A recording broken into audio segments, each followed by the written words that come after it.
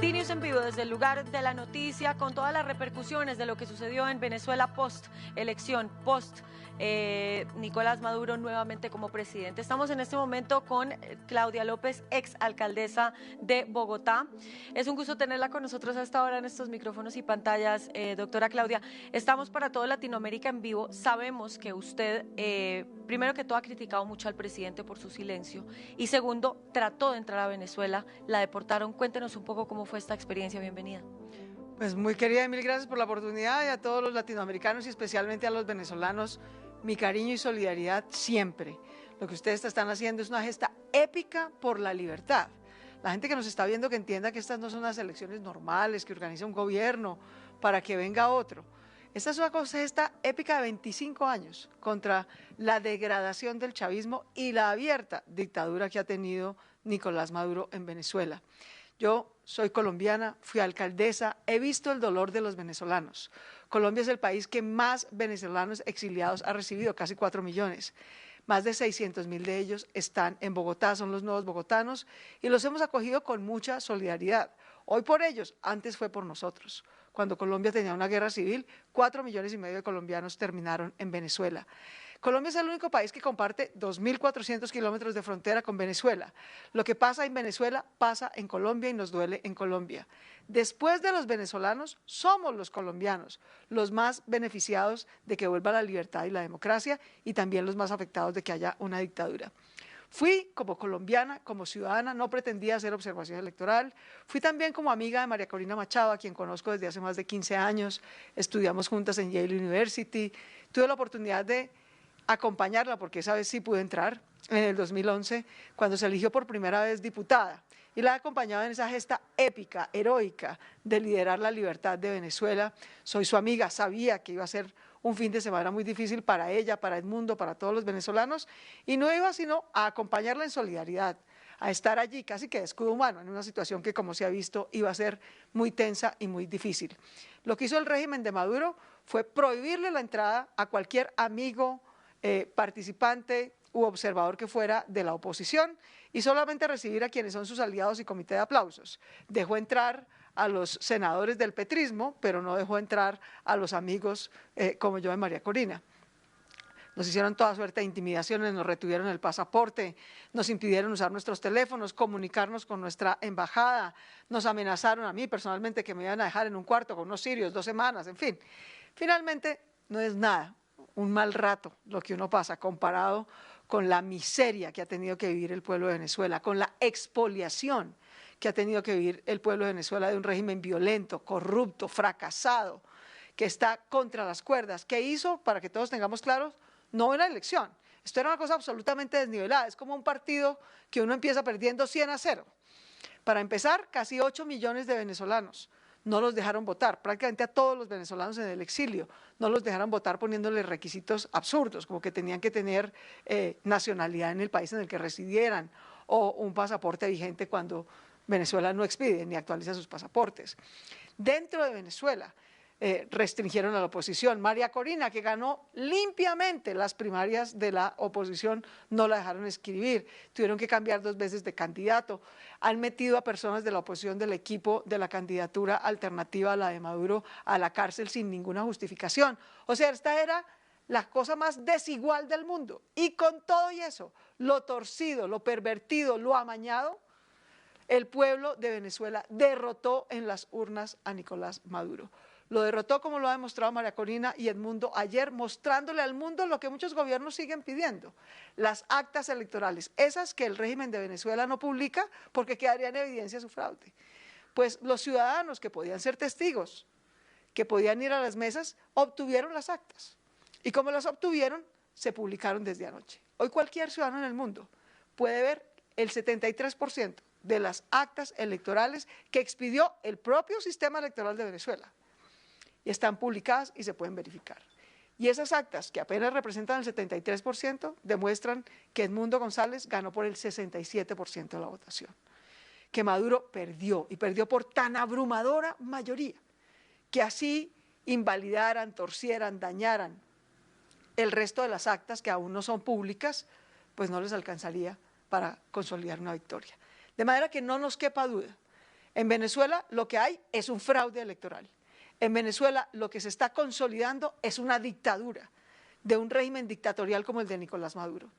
Y lo que nos corresponde a los demócratas del mundo es denunciar las cosas por su nombre. Hay fraude y hay dictadura.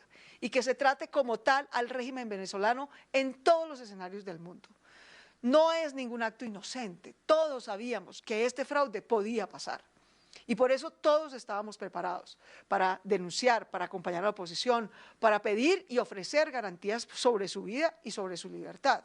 Y por eso a mí me resulta inadmisible que el presidente de mi país, supuestamente un demócrata de izquierda, como Gustavo Petro, cuyo movimiento político nació en Colombia en un fraude electoral.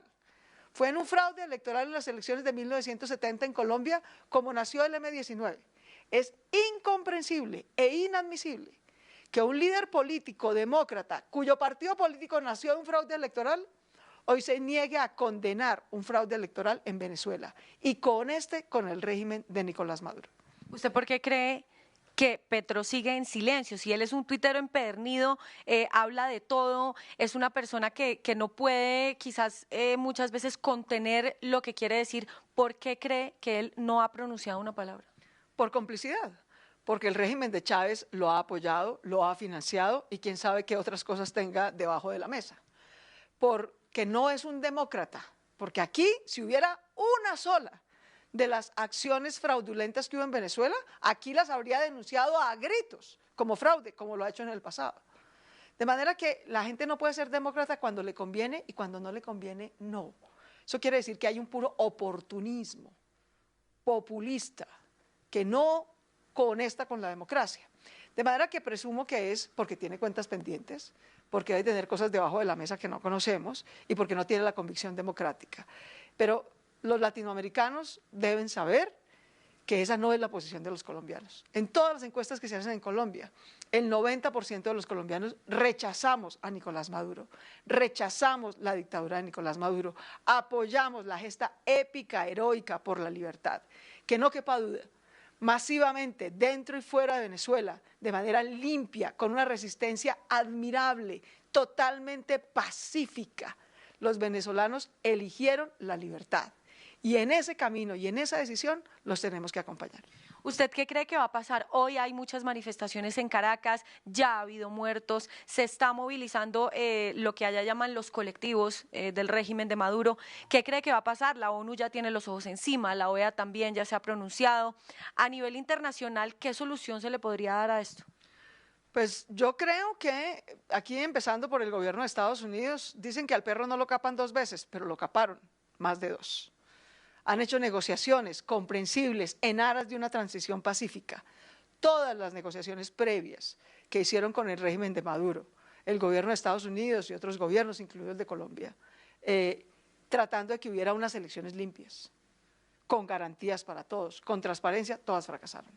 El régimen de Maduro se aprovechó de las negociaciones, ganó tiempo, incumplió todos los acuerdos que habían hecho y hizo fraude nuevamente. Y ahora está usando, además de fraude, violencia contra su población. De manera que, como se diría en español simple, a lo hecho, pecho. Se hizo de buena fe.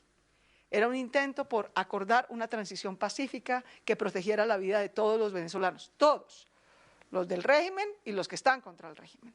Pero hay que aceptar la realidad. Nicolás Maduro se aprovechó, engañó, hizo fraude y está usando violencia. De manera que lo mejor, hizo un fraude rápido, hubiera podido demorarse semanas, días, dilatando, no lo hizo. En 24 horas consolidó el fraude. Tomó la decisión de atornillarse en el poder con fraude y con violencia. ¿Qué tenemos que hacer? Reconocerlo. Es que no tiene sentido taparse los ojos frente a la realidad. Denunciar el fraude, denunciar a Nicolás Maduro, tratarlo como un dictador en todos los escenarios del mundo, usar todos los mecanismos de presión política, diplomática y económica, desde la sociedad civil hasta los organismos multilaterales. Eso es lo que nos corresponde. Es posible que eso no sea suficiente. Desafortunadamente, no recuerdo yo un ejemplo donde una dictadura se haya derrocado sin que haya gente que expone su vida. Y los venezolanos lo están haciendo por su libertad. Hay heridos, desafortunadamente hay fallecidos. Es posible que haya más. No porque la oposición esté convocando a la violencia, ha convocado a la paz, ha convocado a la transición y ha ofrecido una transición acordada. La oposición entiende que debe haber una transición, la ha planteado, pero la transición tiene que partir de aceptar que Venezuela eligió la libertad, la eligió masivamente, a pesar de todas las trampas. Y esa decisión de que los venezolanos eligieron la libertad y no la dictadura, es la que tenemos que respaldar. Ahora, ellos juegan mucho con el miedo, como todos los regímenes totalitarios a nivel mundial. ¿Cómo hizo, y se lo pregunto de mujer a mujer, y porque usted es amiga de María Corina, cómo hace María Corina Machado para no tenerle miedo al régimen de Nicolás Maduro?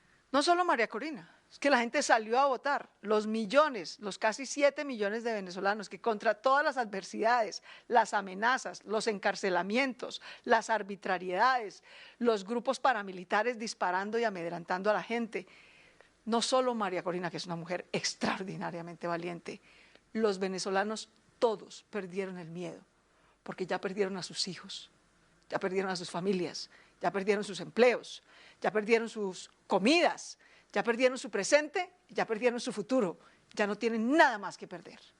Y por eso, con valentía, están saliendo y los tenemos que acompañar a que con prudencia, pero con firmeza, sigan en las calles de Venezuela, sigan en las calles de Caracas, sigan en las calles del mundo, de Bogotá, de Santiago de Chile, de Buenos Aires, de Panamá, de Ciudad de México, en todas las ciudades del mundo donde haya un venezolano.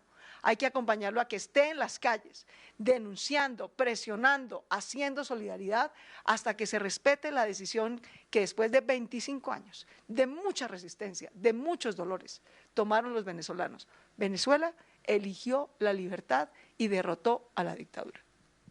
Claudia López, ex alcaldesa mayor de la ciudad de Bogotá, muchas gracias por haber estado con nosotros aquí. También candidata, senadora, una de las personas más respetadas de la política colombiana, gracias.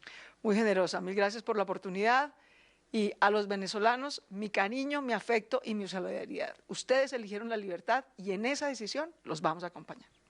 Muchas gracias. Nosotros seguimos con más noticias, con todo el análisis. No te desconectes de tu pantalla y acuérdate que estamos en todas las redes sociales como @DNewsOK para que sigas las transmisiones en vivo de todo lo que sucede en Latinoamérica y el mundo. Estefanía Mayra Cerantes para DNews.